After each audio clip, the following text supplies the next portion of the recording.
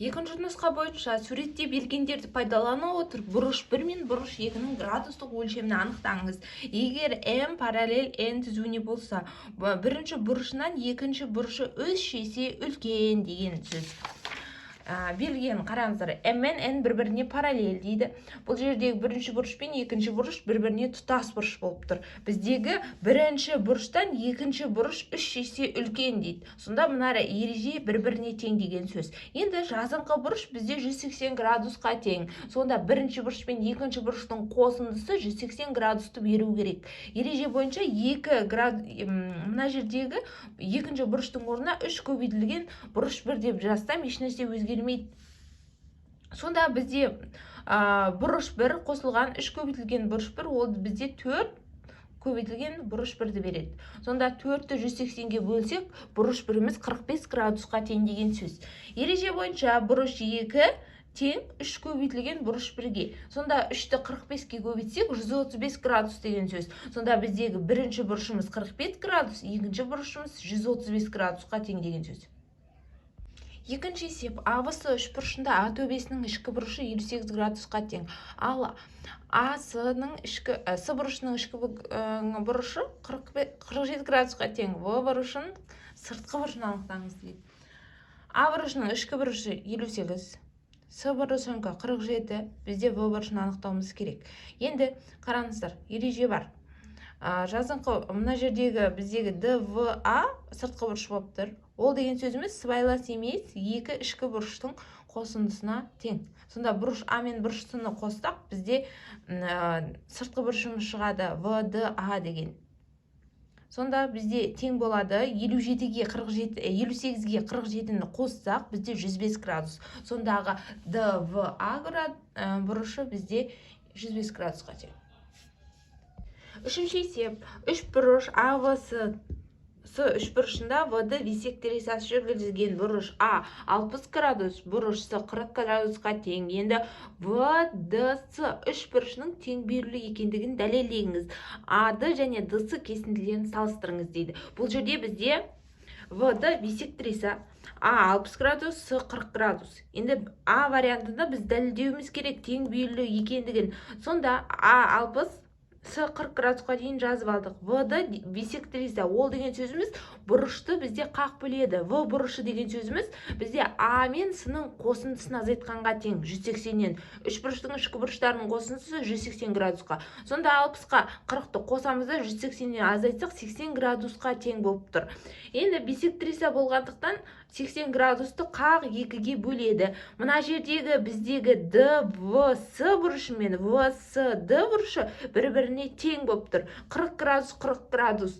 Сонда біздегі екі үшбұрыштың екі бұрышы тең болып тұрса, онда бізде тең бүйірлі үшбұрыш деген сөз. Сонда біздегі ВД қабырғасы мен ДС қабырғасы тең. Сонда міне ВДС үшбұрышы тең бүйірлі. Екінші, ДС және АД және ДС кесінділерін салыстырыңыз дейді. Енді бізде А бұрышы үлкен бұрыш, иә? Мына жердегі АВД бұрышынан үлкен екендігі көрініп тұр. Мына жеріміз 60, мына жеріміз 40 градус. Сонда А бұрышы үлкен. Енді АД кесіндісінен бізде АД кесіндісінен ВД кесіндісі де үлкен екендігі белгілі. Өйткені бізде үлкен градусқа үлкен бұрыш тиесілі, үлкен қабырға тиесілі, кіші бұрышқа кіші қабырға тиесілі дегенде ереже бар. Сол бойынша енді АД бізде ДС-дан кіші екендігі белгілі. Төртінші есеп, егер тең бейлі үшбұрыштың екі қабырғасы 7 және 3 сантиметрге тең болса, үшінші қабырғасын табыңыз. Бұл жерде біз екі жағдаймен қарастырамыз.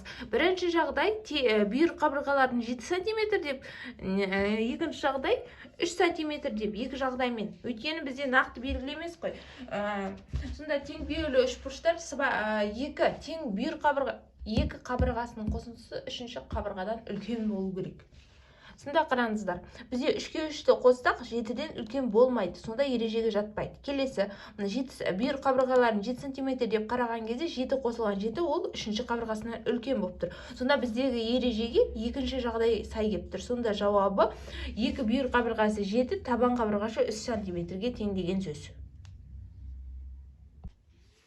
Бесінші есепте міне КЛМ үшбұрышында КМ 28,4 дециметрге бұрыш М 30 градусқа бұрыш К 90 градусқа тең. К нүктесінен ЛМ нүктесіне дейінгі арақашықтықты табыңыз дейді. Біздегі берген жазып алайық. КМ'іміз 28,4 дециметр. Бұрыш М 30 градус. Ал бұрыш К 90 градусқа тең.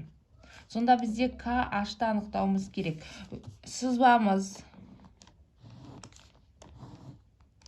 бойынша ML міне биде сұрап тұр.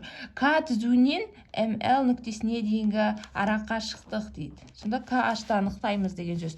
Мына бұрышымыз 30 градусқа тең. Мына бұрышымыз тік бұрыш деген сөз. Енді шешуі. Біз қарастырамыз MHK үшбұрышы бойынша 30 градусқа қарсы жатқан катет гипотенузаның жартысына тең деген ереже бар. Сонда бізде үшбұрыш KHM тік бұрышты.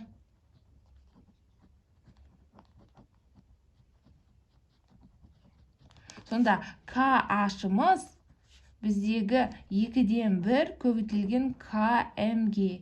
Бізде КМ-нің мәні берілген 28,4 дециметр. Ол деген сөзіміз 2-ге бөлсек 14,2 дециметрге. Жауабы 14,2 дециметр.